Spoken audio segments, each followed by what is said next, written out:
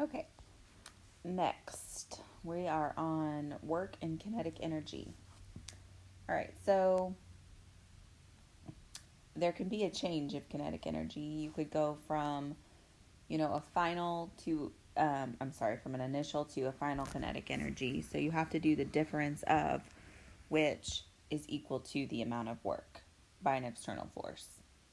So sometimes you might have different speeds, which could cause you to have a final and initial kinetic energy. Sometimes you might have different positions. So in this case, work, has to do with displacement.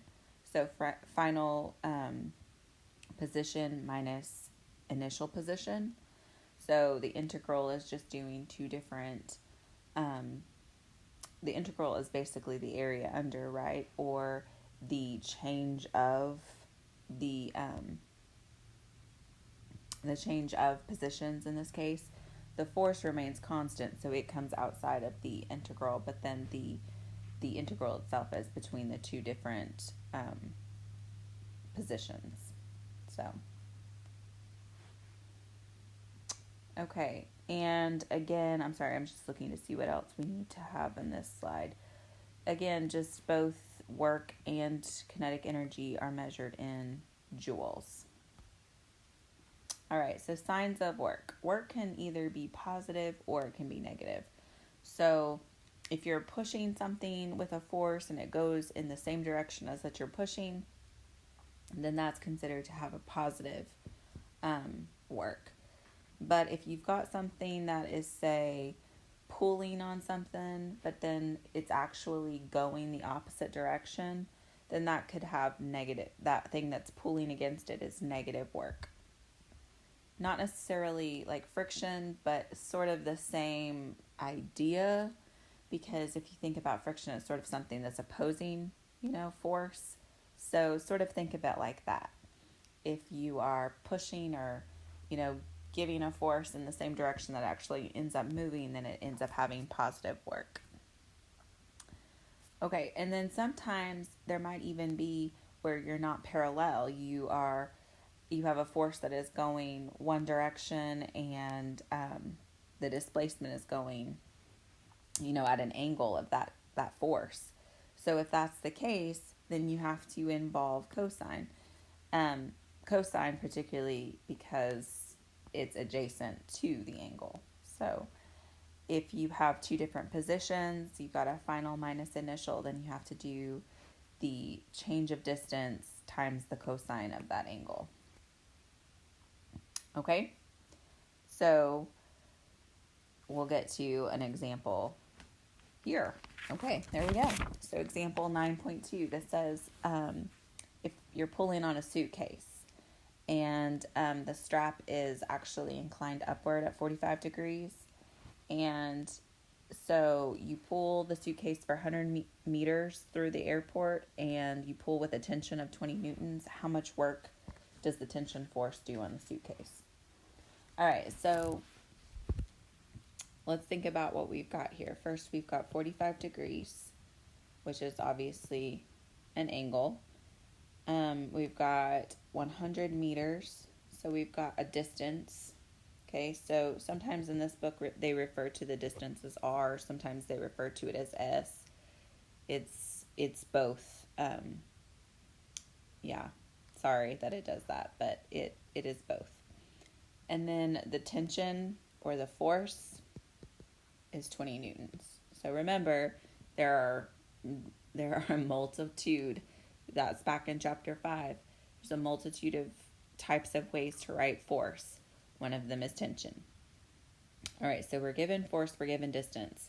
So what is an equation that we've had so far that has distance and force? Well, that was work. Work was equal to force times distance.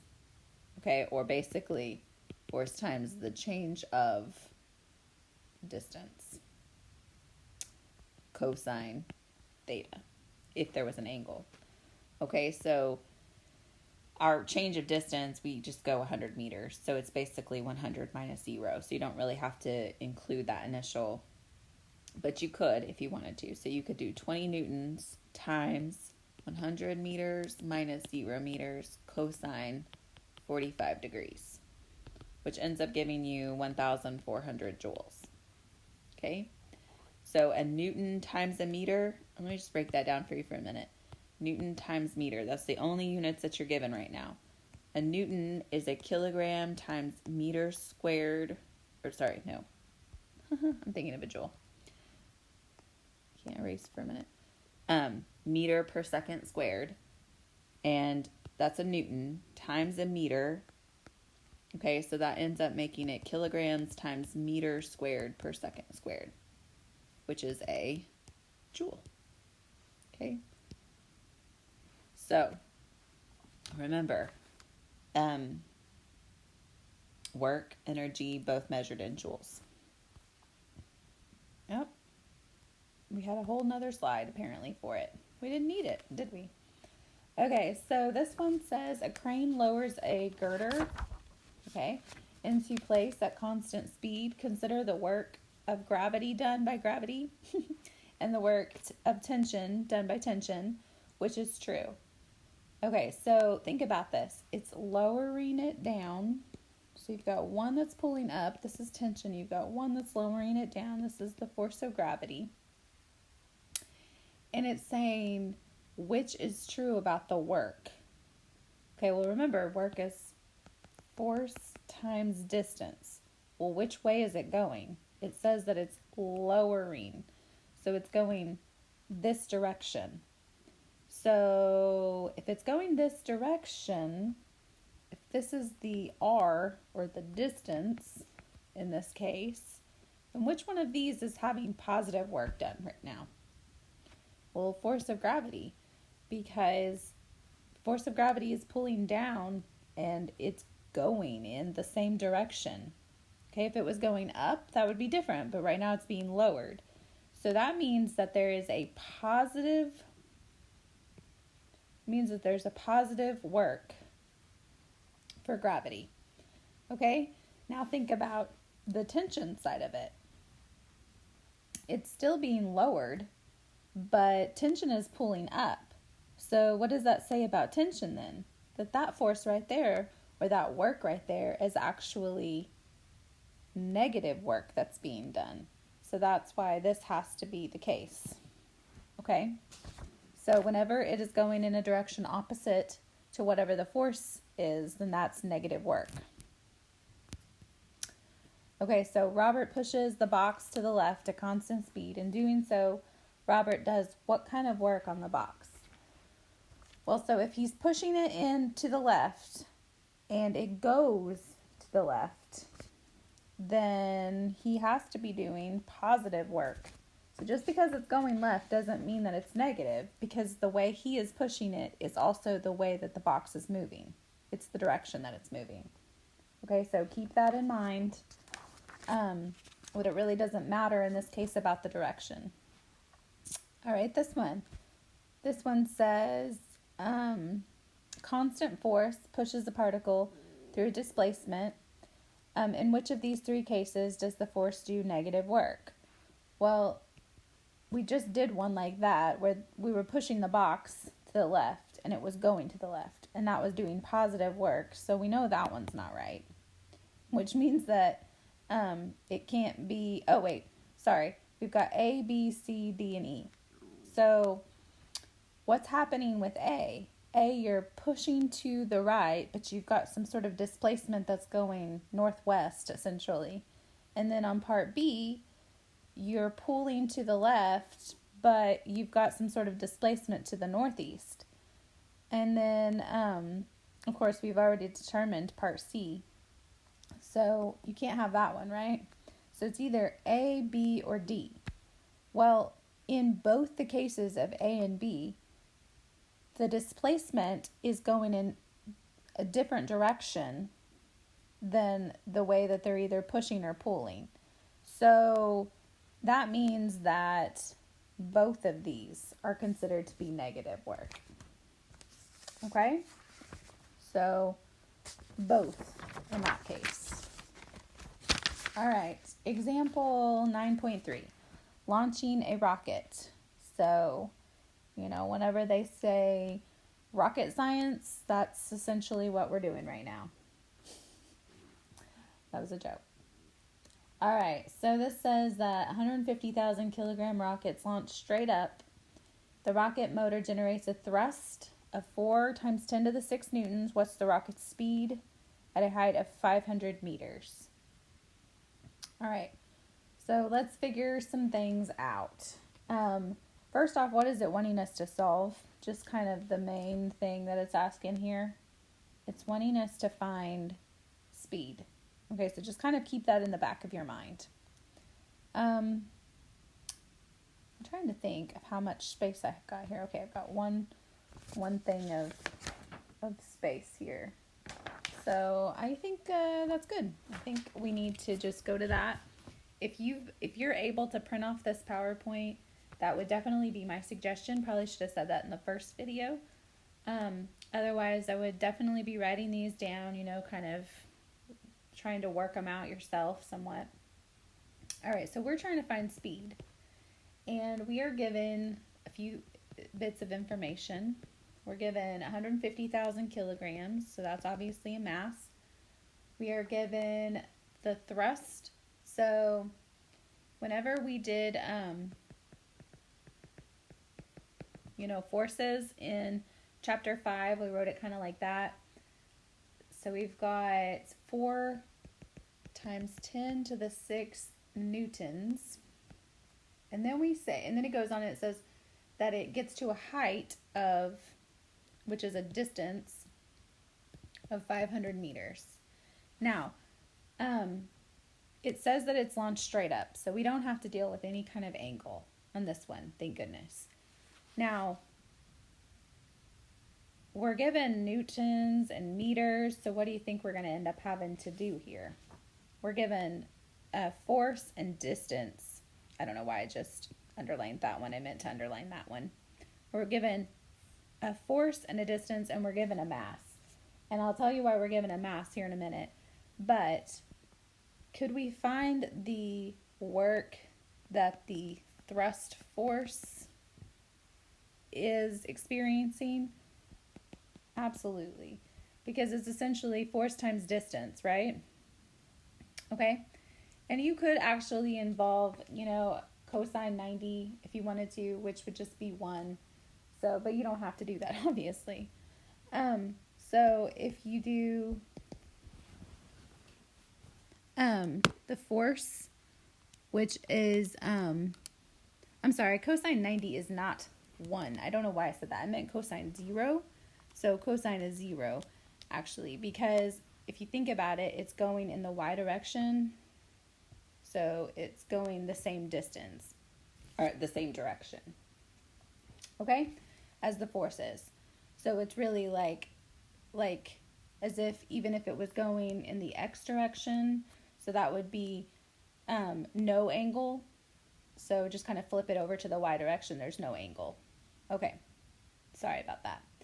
When I said it, I was like, no, that's definitely not 1.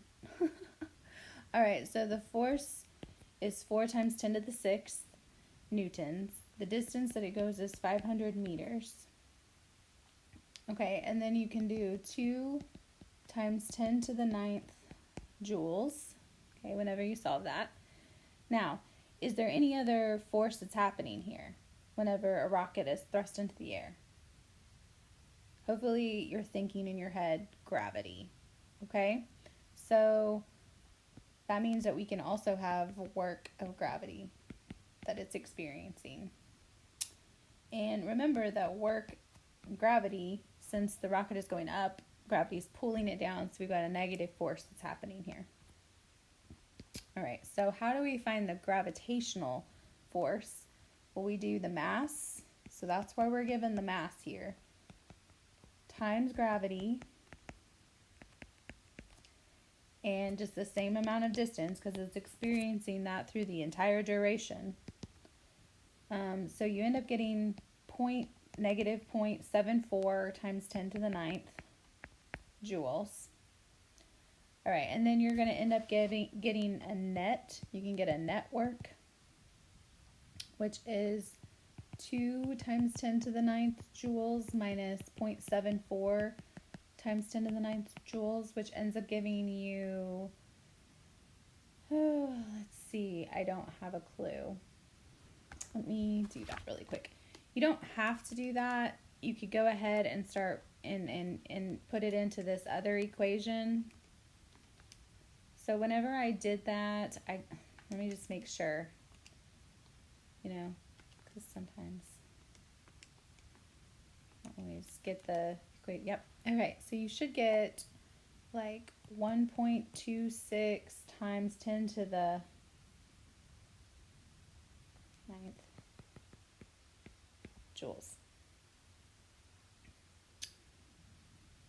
Okay, so does that give us the speed? Because that's what we're actually trying to find.